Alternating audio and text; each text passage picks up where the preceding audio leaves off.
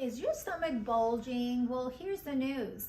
It doesn't have to be fat. It could be dysfunctional pelvis, which is a source of pelvic floor issues. Hi, this is Dr. Shakib from Core Pelvic Floor Therapy right here in Irvine, Orange County. Let's talk about pelvis positioning.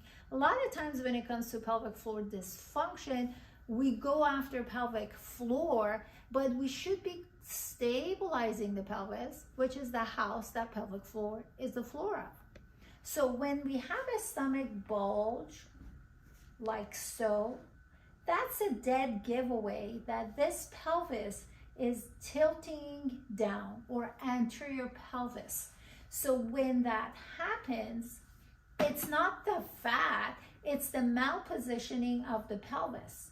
This presentation not only will give issues in the lower back and hips, it will cause issues with the arches of your feet, the positioning of your feet, with plantar fasciitis, and a lot of issues related to poor posture. So with this, after a while, this collapse of the mid-back happens too. So now all of a sudden, the one problem has a cascading impact on your whole body.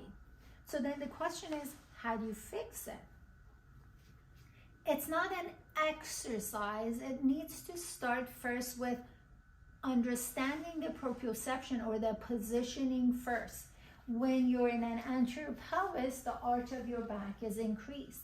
So how am I going to change this arch by elongating my spine without moving things up here to make the changes down here? The solution to the problem lies in that same area.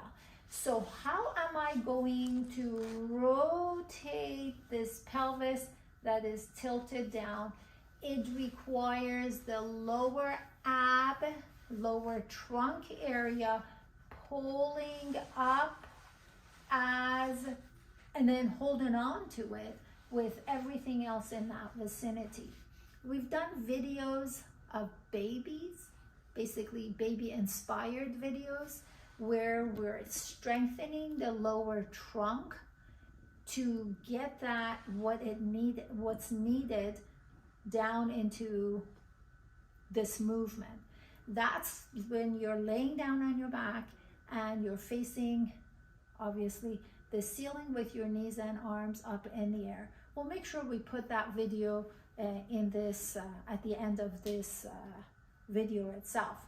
But that bulging gives the illusion that it's fat. It doesn't have to be. Of course, you can have fat on top of that, but that doesn't mean you go on a diet and this gets fixed. There are plenty of people who are not overweight and have anterior pelvis issue.